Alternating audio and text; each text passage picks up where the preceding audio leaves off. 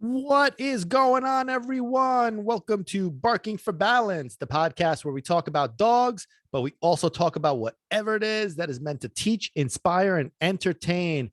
Happy New Year. Buon anno, buon anno a tutti. It is the year 2022. This is the first podcast of the new year. Buon anno, Happy New Year, buon Natale, buon Capodanno. Oh, che bellezza. It's beautiful. It's a new year, new beginning. Everything is great. And let me tell you, it is a good new year. I know a lot of people have been struggling the last couple of years, but don't you worry. We are going to get back on our feet. We're going to kick some ass, and starting the new year right, we're going to shoot a podcast, and you guys are going to listen to this podcast the first week of the new year. So if you're joining us for the first time, welcome to my loyal supporters. You guys said the Michael said the bed. You're the best. You're the bomb. You're awesome. Make sure you subscribe to the podcast. I'm going to get to that in a second. Today, obviously, like I said, it is the first podcast of the new year, 2022. Bella matre como volo tiempo. Time flies. We are in the year 2022. There should be flying cars, all sorts of crazy stuff. But man, it's a good time to be alive, guys. It's a good time to be alive. We will be celebrating also.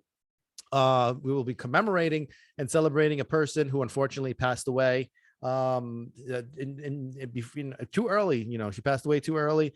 Betty White, I'm sure you guys are familiar with Betty White. I want to talk a little bit about Betty White today and commemorate the fact that she was a huge animal lover, guys. She was a huge animal lover and a wonderful person.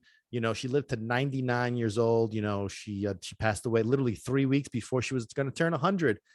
Oh, and she didn't even look that age. Let me tell you, God bless her. And maybe the fact that she loved animals so much is the secret. Hey, you never know. You never know what that's all about. So we're going to talk about Betty White. We're also going to talk about being the fact that this is a new year, new beginnings, new stuff happening. We're going to talk about something very important when it comes to dogs, because this is Barking for Balance, guys. So we talk about dogs too. Come on now. Where have you been? If you haven't subscribed to this podcast, guys, make sure you do. I'm going to get to that in a second, though. Hold your horses. Got a bunch of links for you. The other topic we're going to talk about today is bringing a new dog home. A couple of tips and ideas that I want you to follow, whether you're bringing home a new puppy or whether you're bringing home an older dog. Get it started on the right foot, guys, because that is going to help you out quite a bit. I'm going to give you some pointers on how to do that. It's a new year, new beginning, bringing a new dog home. Hey, got to do it right. And I'm going to teach you, because here on this podcast, we teach people, we train people, not dogs, because that's what it's about. Guys, I am Pat the Packman, dog behavior rehabilitation specialist for Packman to the rescue. And like I said, bunch of links coming up for you. What are they? First and foremost, subscribe to the goddamn podcast. If you haven't done so, what are you waiting for? This is the podcast you want to be on, guys. Make sure you subscribe. It's on Spotify, Google Podcast, Apple Podcast, and Amazon. Links are going to be attached. Also, subscribe to our YouTube channel. That's under Packman to the Rescue, Packman to the Rescue. That's this way. If you want to listen to the podcast, look at this gorgeous face of mine. How you doing? Hey, if you want to look at the podcast, you want to listen to the voice and see the face, then you got to subscribe to the YouTube channel. Also, make sure you subscribe and you follow us on Facebook and Instagram. This way you don't miss out on any good stuff. You want to make sure you follow us on those social media platforms. Packman to the Rescue. That is where you're going to find all sorts of cool stuff in addition to the podcast. And also buy my autobiography. That is the key here, young men and women. A lot of fun before. You got to buy my autobiography, God spelled backwards. There will be links included for that as well. It is my jewel. I've been working on that. It is published. It's my whole life. You want to know about the Packman? You want to be inspired? It is the inspirational story of the century. Man, I am just blowing it up right now. It's a new year, guys. That book will inspire you to no end. People have already confirmed that why I did it, to inspire people, to entertain people, to make them laugh, to make them know that there's hope for all sorts of stuff. It's already been working. I am proud of it. Got to buy the book. God spelled backwards. Don't forget, got to get that book. So let's talk about dogs. First and foremost, let's talk about dogs. who let the dogs out? Don't let the dogs out in the cold, because here in New Jersey, it is freezing right now. So go outside, walk your dogs. Don't leave them out there. Take care of also the feral cats out there. Betty White wants you to do that. You know what I'm saying? She wants you to take care of those animals like I do. Take care of those poor cats that are outside, that don't have a home. Take care of them. And don't piss off people. Don't go against those people that are trying to take care of those cats like me. There's a bunch of idiots, that try to do that to me. I don't care. I'm still going to take care of them. I don't care. Those cats will be cared for by the Packman. So Betty White wants that to happen. We're going to get into her and a couple of tributes and talk about Betty White in a little while. But first and foremost, new year, new dog. You just got a new dog. Hey, congratulations. Yay, congratulations. You're getting a new dog, a new puppy, new older dog, whatever the case may be. Let me tell you, start off on the right foot. I want to go through a couple of things, a couple of ideas that are going to help bringing a new dog home. What are the first couple of things that you need to do? I'm going to break this up into two components. The first one is going to be more detailed because of the fact that it's an older dog. I wanted to get into the puppy side first. That's it's a little easier. And I got news for you guys. Listen, if you need help, no matter where you're located, call the Packman. I could help you with our virtual program, proven to be more effective than in-person sessions because it forces you guys to earn your dog's trust and respect, to do everything and to do all the stuff necessary to make your dog happy, fulfilled, and well-behaved. And after all, it's about training people, not training dogs. Don't forget that. So if you need help, additionally, contact the Packman. I don't care where you live on the globe. I'm here to help. The Packman is coming to the rescue. All right. So bringing a new puppy home. What do we do? First and foremost, guys, I'm a big believer. You got to get yourself a pen. And no, I don't mean this kind of device that writes your name and then you could draw on it. No. In case you're wondering, what the hell am I saying? We speak Sicilian on Barking for Balance, guys. That's what we do here. All sorts of stuff. It's about balance, barking for balance. So don't get yourself the kind of pen that writes. Get yourself an enclosure.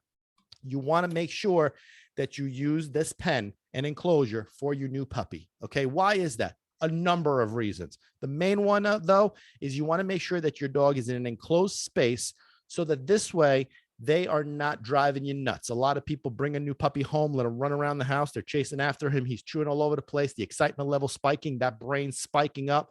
It's not a good thing, guys. It is not a good thing. The pen is meant to keep you calm. The pen is meant to keep your dog calm. You want your puppy to be in the pen about 95% of the time. Why? Because that is their space. That's their own little personal sanctuary. Inside the pen, we're going to put their food inside the pen. We're going to put their water inside the pen. We're going to put their toys inside the pen. We're going to put bedding inside the pen. As far as bedding is concerned, the only thing I would caution you on is what kind of bedding. It's really entirely up to you. There's really no specifics. I always recommend, especially with the puppy, based on the fact that Chippy Shinnecock, or they're going to, pee and poop all over the place. When it comes to the bedding area and the pen area being puppies, don't go crazy when it comes to getting a big, expensive, nice, cozy little bed at first. You could start off with just a couple of towels. And then as your puppy becomes more housebroken, as your puppy learns to not chew up those sort of things, then you could upgrade to, different types of bedding as you go along. But if you want to get fancy ass beds, knock yourself out. There's no rule against it. As far as toys, mix up the different varieties, the harder toys, the rubbery toys, the soft toys, just supervise those toys. Make sure that they're not swallowing too much crap, because that could be dangerous. So you just want to supervise that sort of stuff. So yeah, as far as the pet is concerned, 95% of the time they're spent in the pen, not including bathroom breaks, obviously. So you take them out 3 times a day for 15 minutes each time. And I always tell everybody, all my clients, I tell them the same thing. Listen, you don't have to be specific. It doesn't have to be exactly to the minute, 3 times a day for 15 minutes. It could be, want to do 3 times a day for 20, 25 minutes, 4 times a day for 25 minutes. It's not the end of the world. The point of it is that as your puppy comes out of the pen and is free, he or she is going to be running around, getting all sorts of smells. Well, basically the excitement starts to build. That's where the problems start. You've heard me say this a million times. I'll always make you remember, excitement is the root of all evil. We need to control the excitement. All the major behavioral problems stem from excitement. So we want to control that excitement. So in order to do that, we got to control those escalations. When your dog is out, when your puppy's out running around, you need to be there supervising. the escalations take place. The brain starts to spike up. So we need to cap it. And how do we do that? As it starts to escalate, 0, 1, 2, 3, 4, 5, bam, time's up, go back in your pen. So now your puppy's going to be inside the pen. They're going to start to do their own thing, most likely fall asleep, and everything is great. Then you take them out again, and the process starts all over again, and then they start to come, you can bring them out for the next round, and then they start to spike up. Guess what? Time's up. And then you bring them back in. And so that's going to evolve over time to where, you are going to slowly start to increase that time. You're going to start to slowly increase the time that they're free. But the key here is gradual and consistent. So you don't want them to go from 3 times a day, just to use some basic numbers, 3 times a day for 15 minutes. You don't want to go from 3 times a day for 15 minutes to all of a sudden jump to 6 times a day for an hour. That just is too big of a jump, guys. So drop along, too much. Gradual and consistent. So you make it 3 times a day for 25 minutes, 3 times a day for 30 minutes, 4 times a day for 35 minutes. Basically, you're gradually acclimating them to the environment, to the home. So again, we're blocking those levels of escalation. Okay. It's very, very important. A lot of times also, as your puppy's running around getting all excited, then what do? They start to pee all over the house, and then they start to bite you, and they start to chew on stuff, and people get all crazy about, oh my God, no, stop, don't do that. And that adds more excitement fuel to their already excited fire. So we don't want that to be the case. The other thing is, it's also, as we always talk about, it's about training people, not training dogs. We want to make sure that the humans are calm. So if you know where your dog is, you could go about your business and do what you got to do, knowing fully well where your dog is at and what they're doing. So it doesn't have to be where and I see this all the time where people are chasing after their dogs all day long. Where is he? What is he doing? Where did he go? Oh, he's over there. Well, I don't see where's he? Oh my God, he chewed it. He peed over. Oh my God, that's just way too much stuff. So this way you could cook and clean and do your work and do whatever it is that you got to do while your dog is in an enclosed space. And then when they come out during those periods, number one, that they're short periods of time, and you need to carve out time out of your day to be with them, to basically care for them during that time. You need to make sure that you are supervising. You need to make sure that you are dealing with them and not doing other stuff. When they're in their pen, then you could go and do other stuff. Does that make sense? That's really important. Other basics when it comes to bringing a new puppy home is you need to feed your puppy 3 times a day until they are 6 months of age. Now, there's all these new eras and these new methodologies. I'm an old school kind of guy. I don't know why we have to reinvent the wheel all the time. It's been a method that has been working. I don't know the difference, but I've even heard people as crazy as feeding their dogs once a day. I don't understand it. Puppies are more energetic. They're burning more energy. They're growing much like babies. They need to eat more frequently. So 3 times a day until they're 6 months is the basic norm. That's what I tell everybody. That's what I do. That's what I've done. That's what I'll continue to do. If you want to do something else, that's basically the old school system. 3 times a day until they're 6 months old. Then it switches to twice a day. Okay.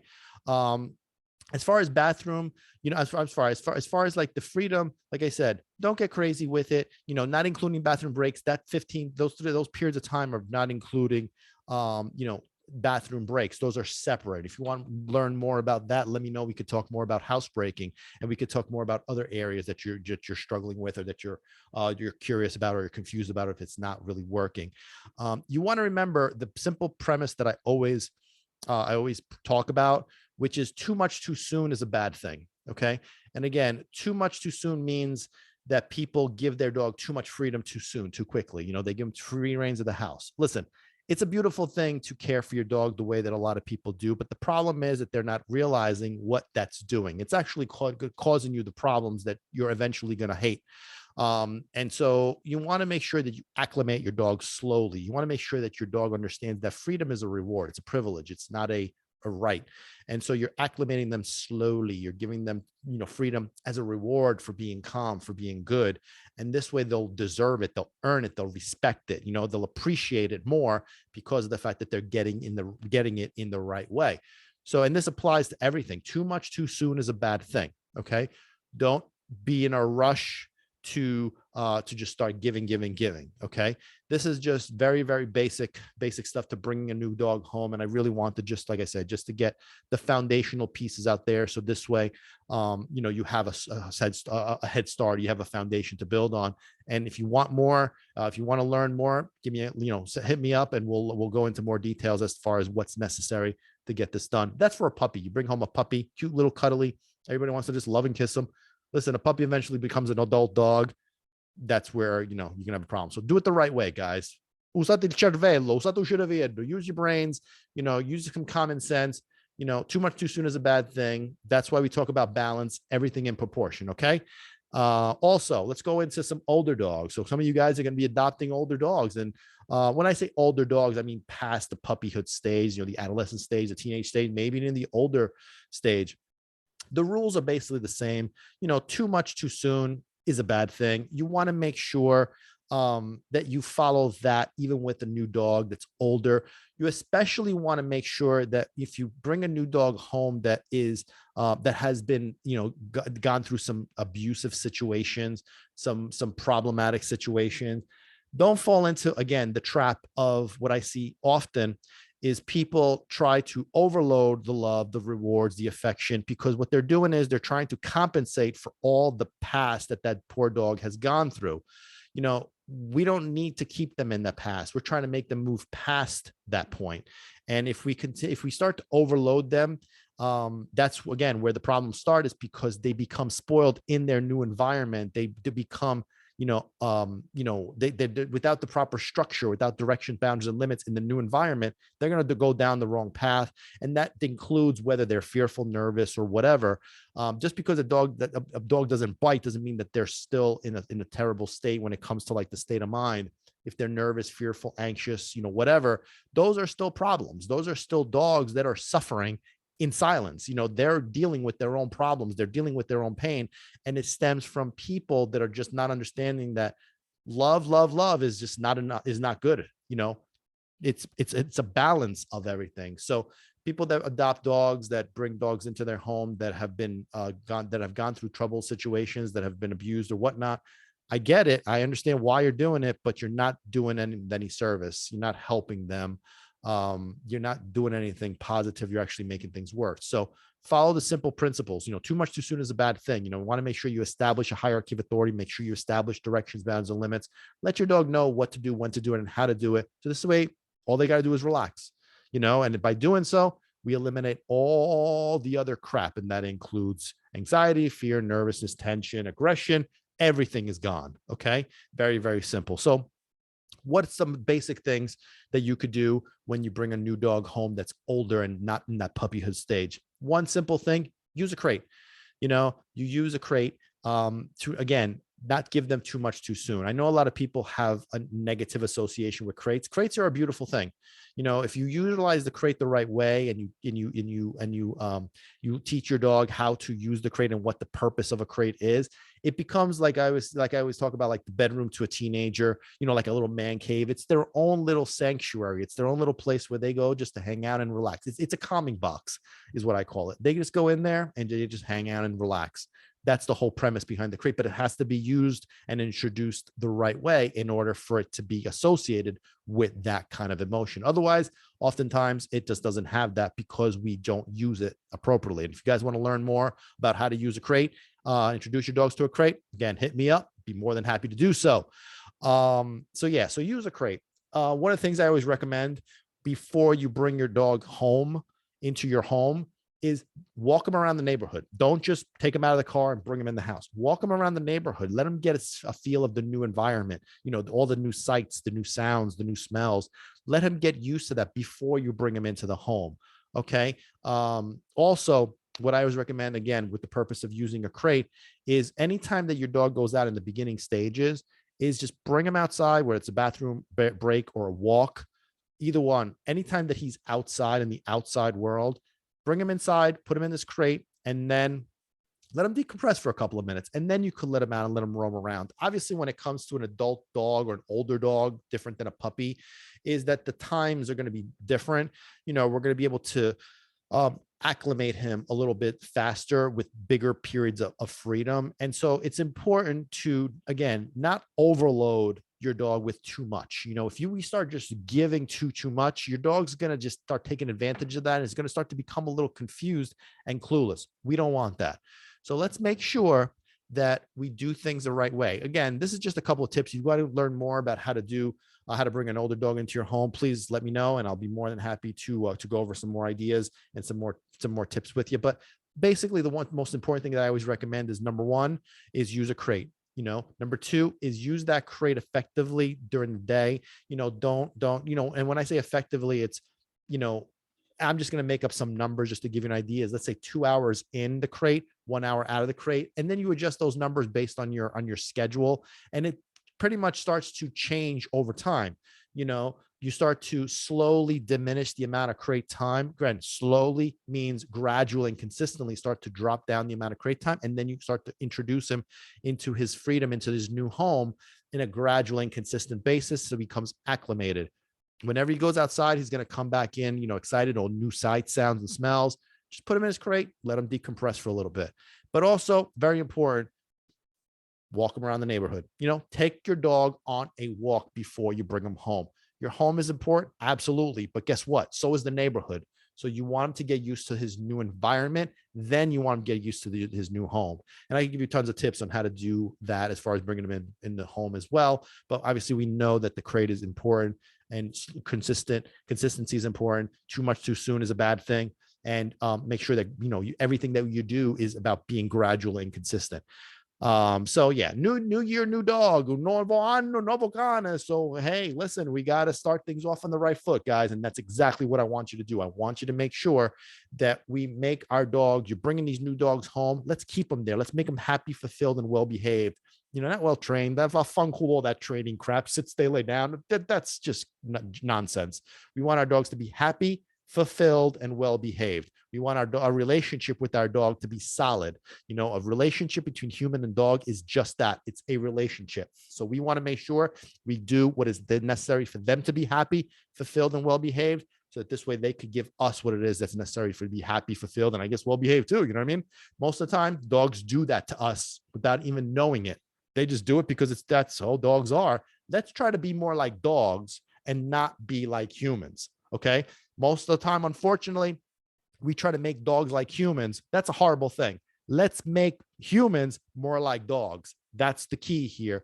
And that's one of the things that I think our dear friend, Betty White, really wanted us to focus on, because she was, again, I said this earlier, she was a huge animal lover. And, I loved, the Golden Girl. Her character was really, really amazing and funny. And she was great on that show. She died at 99 years old, and it's funny because maybe it's because she was such an animal person, and that's why she lived so long, and she looked incredible at 99, and she was healthy as a horse. Maybe that's the key is animals, you know what I mean? So I don't know what to tell you, but the one thing that I found interesting was how people were, she died too soon. Everybody was shocked that she had died at 99 years old. Like, are you really shocked when a person dies at 99 years old? Well, in a case like her, it was a little shocking simply because of the fact that she was awesome. So people like her deserve to live until they're a million years old, but it doesn't work that way. So at least she died peacefully, and rest in peace, Betty. I actually have a couple of quotes here that I wanted to go over with you guys that I find interesting, especially from her animal perspective. She didn't have any kids, and she was a major animal welfare person. She just loved animals, and she cared for them, and she did everything possible. So God bless her. But just a couple of interesting facts in case you didn't know, and a couple of quotes. One of the interesting facts that I have here is that the movie As Good as It Gets, which I'd never seen, is with Jack Nicholson, which I kind of want to see now. She was actually offered the role in one of the star roles in that movie, and I believe it was done in 1997 if I'm not mistaken. But she was offered the role, one of the starring roles, along with Jack Nicholson, but she turned the movie down because there was one particular scene that bothered her, being the incredible animal lover that she was. is the scene where the Jack Nicholson's character, um he I guess he was the like the villain of the movie or some sort, and he took a small dog and he threw the small dog down a trash chute of an apartment building. And on a Joy Behar show, she says that all she could think about was how all the people out there watching this movie, and if there was a dog in the building that was barking, or if they didn't like him or whatever, then bam, they could just do that. And she tried to complain to the director to remove that scene, but the director wouldn't do it. So she refused to participate, and he gave the role to somebody else because she wouldn't do it based on that scene. And I mean, that was in the late 90s. Could you imagine now? And it makes sense, especially now you have to put like disclaimers on detergent so people don't drink it and eat it and shit. It's crazy how, like she was already seeing this in the late 90s of people copycatting movie things. But and unfortunately she's not wrong. I mean, that's really what ends up happening. And it's you're giving them ideas. So yeah, I mean, she's not wrong. But even such as something so simple, as a movie scene, which is obviously fake, but being a huge animal lover, she wanted to avoid putting that idea in other people's head, and she just wouldn't have a part of it. And I respect that, to turn down a movie based on something so insignificant, which it was her belief, and I respect that tremendously. She just wouldn't do it, and I can't blame her. But I was just thinking about that. What would she say now with the people, that the way they're eating Tide Pods and shit, and just, oh my God. Anyway, but that was I just thought that was a very interesting, an interesting situation, that our dear friend, Betty White, did. Also, just a couple of quotes from her. She said she never had kids. So she said, the only problem with children is they grow up to be like people. And I just like animals better than people. It's that simple.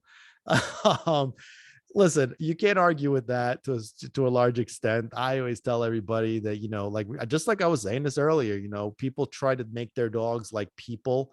They try to make dogs more human, and we love dogs and animals in general for a reason. Like I'm a huge animal lover myself. I got a zoo, I got a tortoise, a parrot, 2 dogs, cat. I got them all. So I'm a huge animal lover, and I truly believe that, that's the case, that we try to make, at least when it comes to dogs, we try to make dogs more like human. And we love animals, we love dogs because of how they make us feel and what they provide us.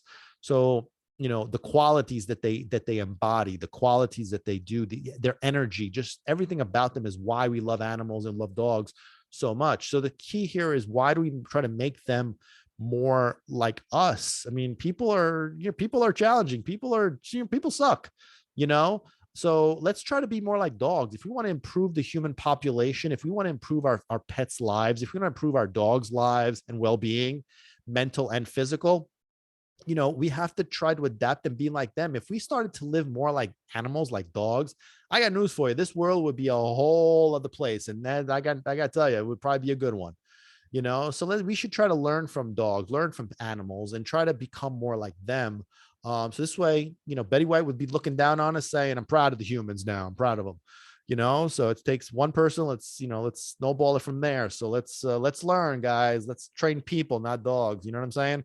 Let's do that. Let's better ourselves. And tying in with that, one of the reasons why she loved animals, another quote is, animals never lie to you. That when they tell you something, they mean it. They just love you. It's that simple. I love how she, a lot of things she ends with, it's that simple. I just find that interesting. But, she's not wrong. They never lie to you. They behave off of instincts. They behave off of just living in the moment. And, that's the beauty of animals. That's one of the things I always tell people about dogs that I love so much, is that they live in the present. They don't hate. They're not vindictive. They're not spiteful. They don't think that way. They just do based on instincts. And if we live that way, man, it would be beautiful. We don't hold these grudges. We don't feel these certain things. We just live in the moment and just act on the moment and just move forward from there. This kind of ties in with what I was saying earlier about people that bring in a dog home that is troubled, that they try to overcompensate, they try to do too much with that. It's not necessary, because they're trying to move past their negative environment, and because we feel bad for them, we feel guilty, we're keeping them in that environment. So it's our fault for keeping them there. Let's move past that. They're in a different world now, they're in a different environment, they're with you. You're going to care for them, you're going to love them, you're going to give them what's necessary. That's all that counts. You know what I'm saying? Let's live more like dogs. Let's love an animal with what they are. Again, I have a zoo, so I love them differently because of what they need and how they are, and I provide what different things based on what they need. You know what I'm saying? That's just different species are that way. So we could learn to be this way, and it's a benefit, because it takes us out of our human shoes and makes us look at them and cater to them, so that we can be better pet owners, animal lovers, and the animals live a happy life, a healthy life. Again, not just physical, but psychological. A lot of times that's one of the things that people often forget about, is it's not just about the physical part of it, it's about the mental part. Because you could rescue a dog from a poorly physically damaging environment, but their psyche, their brain is still damaged. So, it's not just about rescuing the dog's body, it's about rescuing the dog's mind, the dog's the dog's mental well-being too. That's what we do here. We focus on the brain. We focus on making your dogs, healthy psychologically, mentally healthy. That's really the key. Because as far as I'm concerned, mental suffering, psychological suffering is worse than physical pain, So that's just my personal opinion on that. Another quote is, wilderness is harder and harder to find these days on this beautiful planet. And we're abusing our planet to the point of almost no return. I mean, listen, she's not wrong with that either. Nature is a beautiful thing. We'll go back to, and I'm not even going to get into like other stuff. I'm going to keep this as far as the animal world, which is really what I know more than anything. I'm not even going to get to like all the world recycling and then the earth and all that kind of stuff. I'm just going to talk about just very simply like the animal world. And I see in my immediate area that there's a lot of, construction, a lot of new things going on, and it's displacing a lot of animals. Like there's animals around that I'd never seen before, like deers and foxes, and they're basically, their homes are getting destroyed to put up new houses and buildings and highways and whatever other that's going on. It's befunding katsari. This stuff really annoys me. Not to mention, traffic, the traffic is annoying. Oh, don't get me started on that shit. But, it's very frustrating because of the fact that, again, the animals are getting displaced. There's no place for them to go. It's also, at least in my area, when we had a hurricane lately, kind of like destroyed, it created a lot of what are they called, sinkholes. I never seen those that close to here before. A whole entrance to a highway collapsed because of the heavy rain. But that's in the areas of where the construction was. So it's just, and that's just, I don't know if that's part of like destroying the world. I don't know. But I think this overpopulation of this over construction is destroying the animal population. That I do truly believe they're coming too close to us. And let's take care of Mother Nature. Mother Nature is beautiful. I grew up in Sicily, and Pecchisto parlo siciliano. Growing up in Sicily, nature was beautiful. It was miles of lemon trees and the beaches, and unfortunately, it's not the same anymore there either. The areas of like trees and fruit trees, and they've been knocked down for just commercialized stuff. It's a concrete jungle all over the place, and it's just this. I don't know. I just hate it. The beaches are polluted, and the fish. I mean, it's just crazy. So, listen, let's do it for our dear friend Betty White. Let's respect Mother Nature. Let's respect nature. Let's take care of this planet, this big blue marble. Let's make it better. And let's take care of it. Okay. Also, to end it on one last quote here. This is a beautiful quote. It's your outlook on life that counts. If you take yourself lightly and don't take yourself so seriously, pretty soon you can find the humor in our everyday lives. And sometimes it can be a lifesaver. How wonderful of a quote is that? I mean, think about it. taking yourselves lightly. This is what I preach to my clients all day long. Make sure that you stay calm. I think that's kind of like what this translates to as far as how I see it is, just stay calm. If you just take things, situations that happen, not as like a big disaster. I see on social media and all over the place, just so much arguing, so much disrespect, so many, so just it's just a mess. And listen, if you like oranges, somebody else likes apples, that's fine. Why do we have to fight about it? That whether apples or oranges are better? Who cares? When it comes to like our dogs don't care. Animals don't care. I tell people all the time, you have to be patient. You have to be consistently constant when it comes to teaching, because that's how you're going to earn your dog's trust and respect, by showing your dog that no matter what happens around you, that nothing's going to change. And Betty White lived by this, which is one of the reasons probably why she was always happy and healthy and smiling. And, she lived in that world where, you know, nothing mattered. It's her outlook, the outlook of how she saw things that would take place, and it wouldn't phase her. And that's really what a lot of times dogs do to us, is they test us to see how we react to different situations. Therefore, they're going to learn whether or not they can trust and respect us. You know what I mean? And that's a beautiful thing. So Betty White, thank you for these beautiful quotes. I wanted to share them with you guys. These were wonderful for me. They really were enlightening for me, and I appreciate that. Such a huge animal lover. You're an inspiration to make myself, and I hope to a lot of other people, not just for my monetary purposes, but just for welfare of the animals purposes, if nothing else. We miss you. Rest in peace. And you take care of those animals that are up there, such as Peanut. I'm sure you're snuggling with Peanut. He's licking your face right now. In case you guys don't know, Peanut was my first dog who passed away 2013.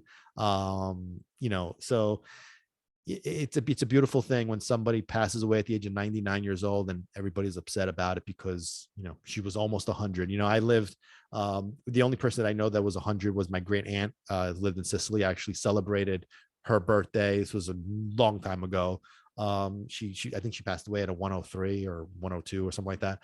But I had promised her that if she made it to 100, then I was going to celebrate with her, and that's exactly what I did. I went to Italy on her 100th birthday, and we celebrated. And that was really beautiful thing. So, somebody passed. She was actually in good condition too. Interestingly enough, she never had kids. I'm not going to say anything. Me stai muto. I'm going to stay silent on that, but just saying. Anyway, so yeah, so that's that. So Betty White, rest in peace. Do good things up there. Shine some lights on us down here. Thank you for the inspirational quotes, and I'm definitely going to be doing my part on that. This was a very good episode of Barking for Balance, first one of the new year. And 2022, guys, we're gonna have some inspirational stuff coming up soon. A lot of cool stuff. Make sure you subscribe to or follow us on social media, Facebook and Instagram. Packman to the rescue, Packman. And then also, don't forget, got to buy my autobiography, the Packman's autobiography, God spelled backwards. I really want to hear some input on what you think about my autobiography, my life. There's a lot of cool stuff in there. There's stuff that nobody knows. There's stuff that very few people know. So I wrote that for inspirational purposes, and I'm very thankful that it's already doing so for some people. So that's good. It's going to make you laugh, and it's going to make you cry, and it's just interesting. And then don't forget, got to subscribe to the Barking for Balance podcast, fellas. Make sure you subscribe, ladies and fellas. Make sure you subscribe. Barking for Balance podcast on Amazon, Google, Spotify, and Apple, and also subscribe to our YouTube channel.